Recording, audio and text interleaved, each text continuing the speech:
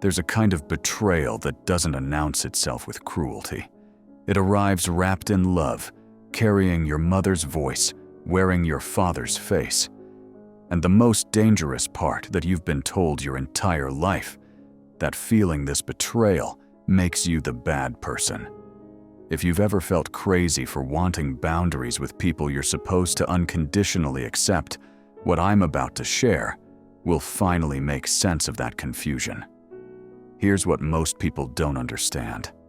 Unconditional love doesn't mean unconditional tolerance. Your family can love you and simultaneously damage your soul. These two truths can coexist, and allowing certain behaviors even from those closest to you isn't loyalty or compassion. It's self-abandonment, dressed up as virtue. There are 5 behaviors that are so psychologically damaging that tolerating them from anyone, including family, will prevent you from ever becoming whole. These aren't just annoying habits.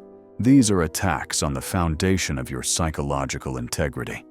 If you want to individuate to become who you truly are, you cannot allow these behaviors in your life. The cost of tolerance is a life half-lived, a self never fully born.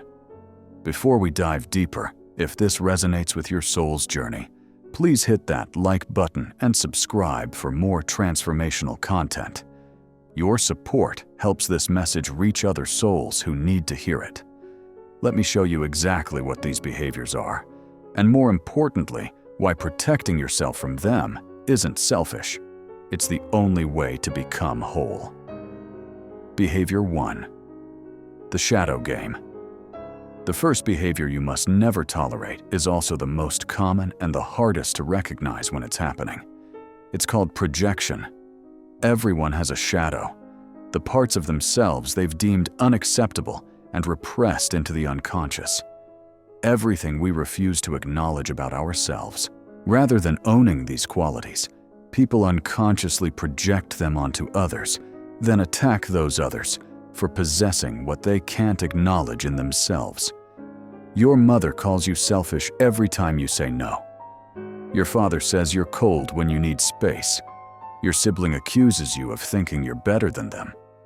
But what if none of that is actually about you? Family members are the most common targets for projection because intimacy creates the perfect conditions for it. The closer someone is to you, the more easily they see their own reflection in you. Parents project their unlived lives onto children, their unfulfilled dreams becoming your supposed failures. Siblings project their insecurities onto each other, competing with ghosts of their own inadequacy. When someone is projecting onto you, they're not seeing you. They're seeing their own face in the mirror of your existence and attacking what they cannot accept in themselves. The parent who calls you irresponsible may be wrestling with their own reckless past. The sibling who accuses you of being cold may be terrified of their own emotional vulnerability. The relative who insists you're arrogant may be drowning in their own shame about never accomplishing what they hoped. Think of projection like someone handing you a bag of garbage and insisting it's yours. This is your garbage. You need to carry it. This belongs to you. If you accept the bag, if you take responsibility for garbage that isn't yours, you'll walk through life weighted down by things you never created. The projection might feel convincing.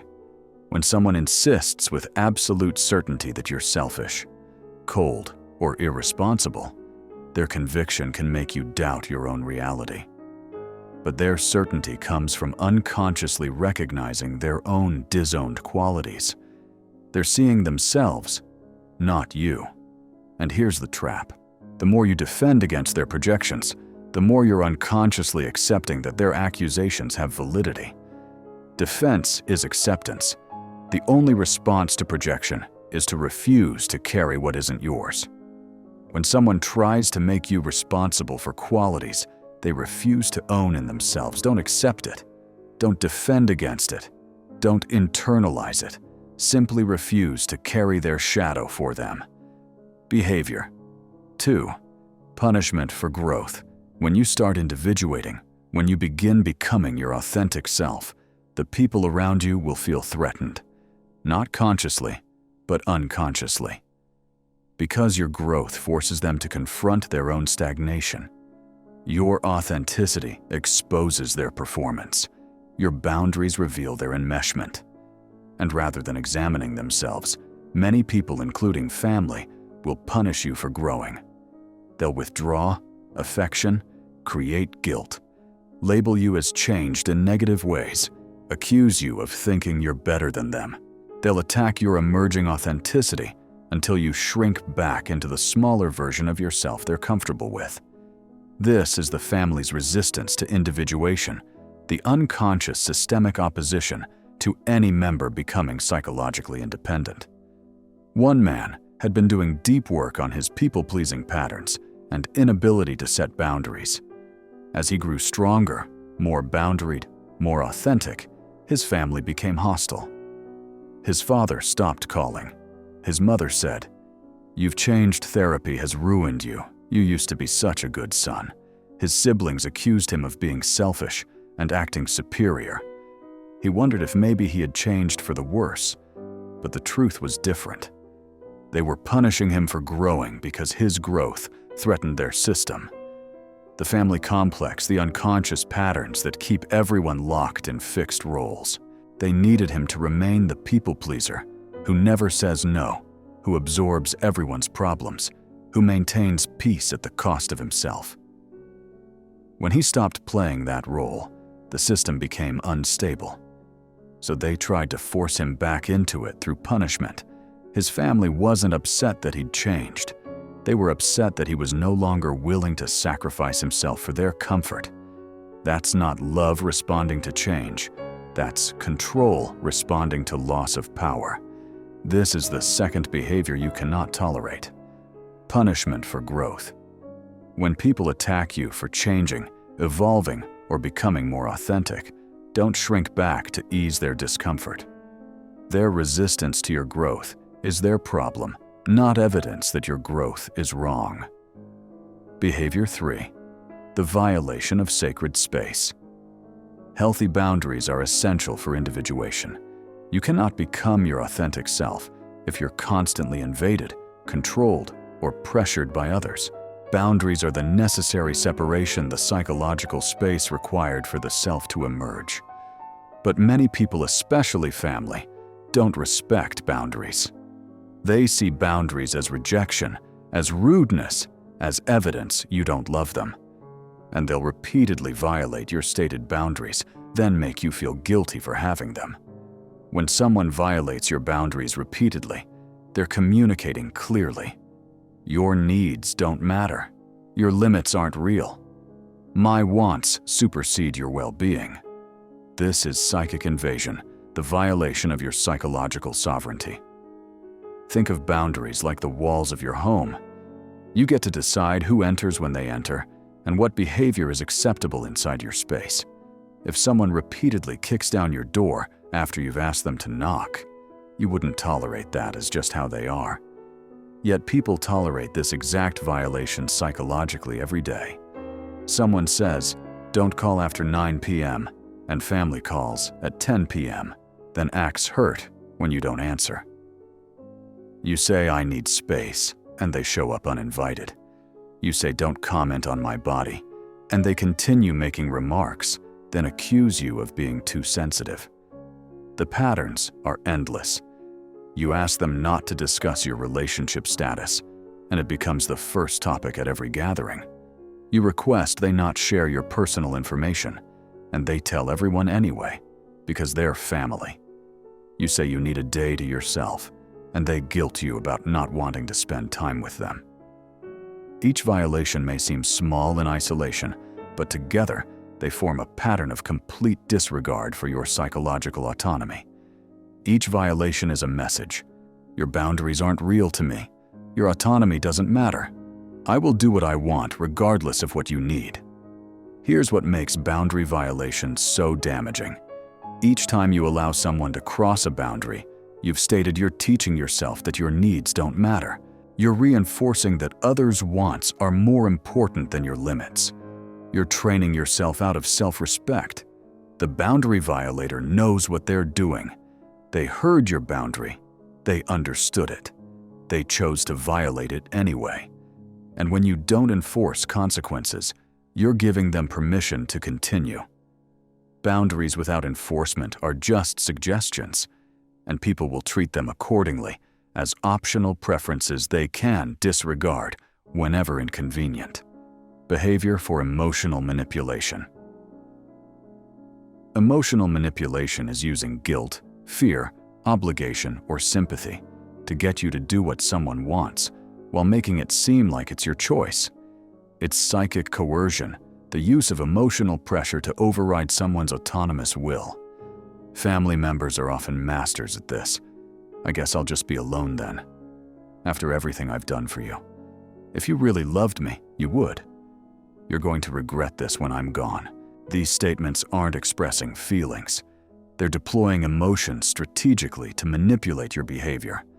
And if you tolerate this, if you change your behavior to alleviate the guilt they're creating, you teach them that manipulation works. You also lose the ability to trust your own decisions because you're constantly second-guessing yourself based on others' emotional reactions.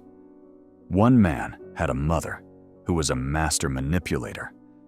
Anytime he made a decision, she didn't like taking a job in another city, dating someone she didn't approve of, spending holidays differently. She'd become devastated, couldn't understand how he could do this to her. He'd spent his entire adult life making decisions based on avoiding her emotional reactions rather than on what was actually right for him. He was 40 years old and had never lived his own life. The insight that changed everything was this: your mother isn't expressing genuine emotion. She's deploying emotion strategically to control your behavior. Real emotion asks to be felt and witnessed. Manipulative emotion demands you change to make it stop. This is emotional blackmail, making someone responsible for your emotional state unless they comply with your wishes. When someone makes their emotional state your responsibility to manage through compliance, that's manipulation, not vulnerability. The question isn't whether she'll be upset.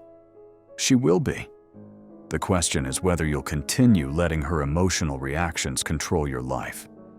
Because if you do, you'll reach the end of your life having lived entirely for her comfort, never for your own authentic path. Behavior. 5. Contempt for your authentic self. The most sacred thing about a human being is their authentic self, who they truly are beneath all social conditioning and family expectations, the true personality. And protecting its emergence is the highest psychological priority. When you finally have the courage to show that authentic self and someone responds with mockery, dismissal, or contempt, even family, that's a profound psychological violation. This shows up as mocking your values, ridiculing your interests, dismissing your feelings, making jokes at your expense that aren't actually funny, constantly criticizing your choices, or treating your authentic expression with contempt. And when you express hurt, they deflect.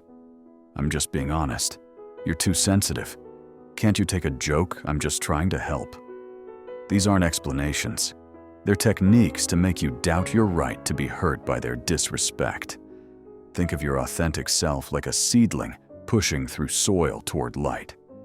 That seedling is vulnerable, tender, just beginning to emerge. It needs protection, nourishment space to grow. If someone repeatedly steps on that seedling while telling you, "I'm just being honest," about how fragile it is, they're not helping. They're damaging. Your emerging authentic self is that seedling, and people who consistently disrespect it are preventing your growth through their contempt. Each time they mock your authentic expression, they're teaching you that being real is dangerous, that showing your true self leads to humiliation, that it's safer to hide behind masks than to risk being seen. This is how authentic selves get murdered. Not through dramatic confrontation, but through steady, consistent contempt, disguised as humor or honesty. And you might start believing them. You might start thinking your authentic interests are foolish, your real feelings are too much, your true values are naive. You might begin policing your own authenticity before they can attack it. That's when external contempt becomes internal self-rejection. This is the murder of the soul. You're not just being disrespected by others anymore, you're disrespecting yourself on their behalf. If you've recognized these behaviors in your family relationships, you might be feeling a mix of validation and grief. Validation that your discomfort was justified. Grief that people you love engage in behaviors that harm you. Both feelings are valid. Setting boundaries with these behaviors isn't about punishing others or being unforgiving. It's about protecting your psychological integrity so you can become whole. You cannot tolerate projection of their shadow onto you. Don't carry qualities that aren't yours. Punishment for your growth. Don't shrink to maintain their comfort. Violation of your boundaries. Don't allow repeated invasions of your psychological space. Emotional manipulation. Don't let their feelings control your decisions. Disrespect for your authentic self. Don't offer your true self to people who treat it with contempt. These patterns prevent you from becoming who you truly are. They're obstacles to individuation. Setting boundaries isn't harsh or unloving. It's honoring the ethical obligation to yourself, the responsibility you have to protect your own psychological development, even when that means setting boundaries with family. Some people will respect your boundaries, and relationships will deepen. Others won't, and you'll have to decide how much contact to maintain. Both outcomes are better than continuing to tolerate behaviors that prevent you from becoming whole.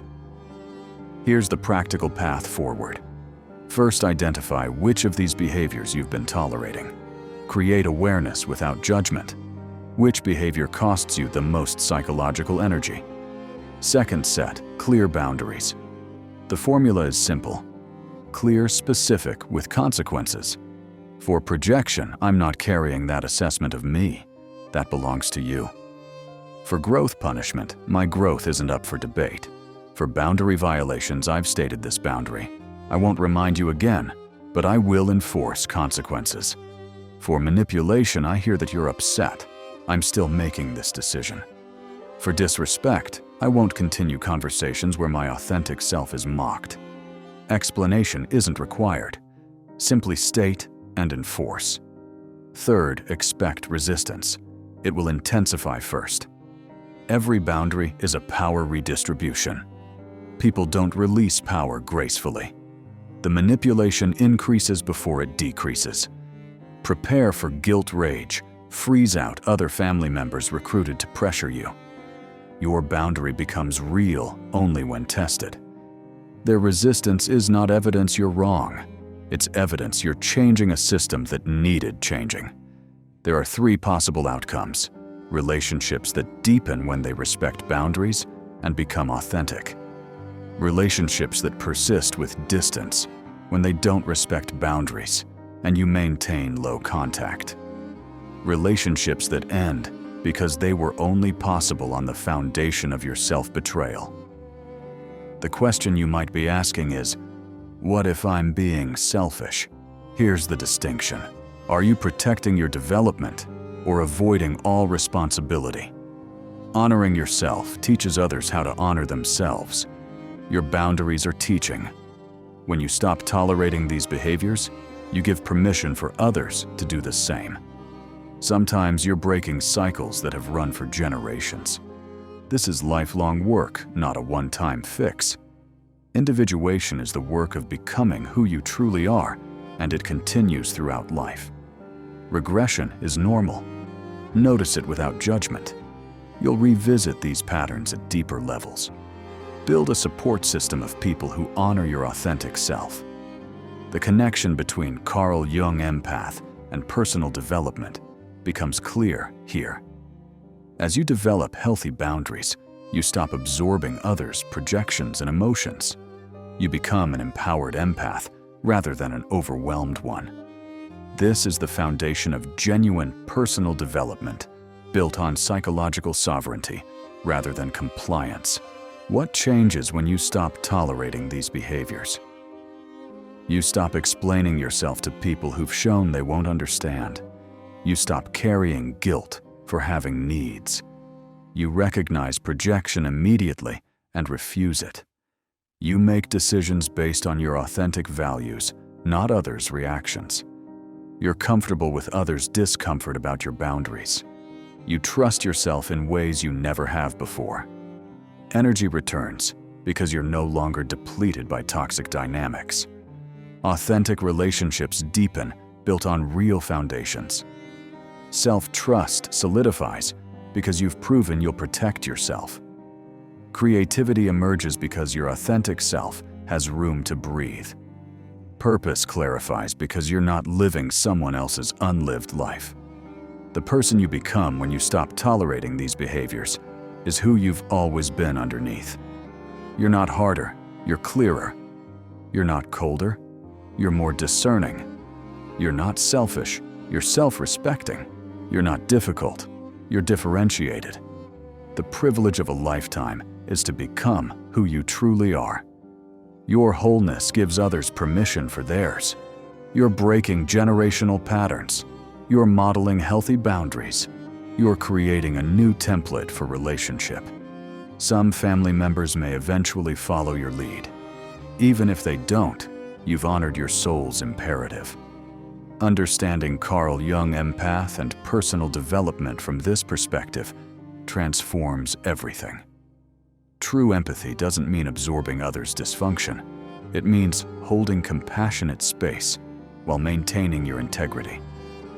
Personal development isn't about becoming more accommodating. It's about becoming more whole. What if you lose them?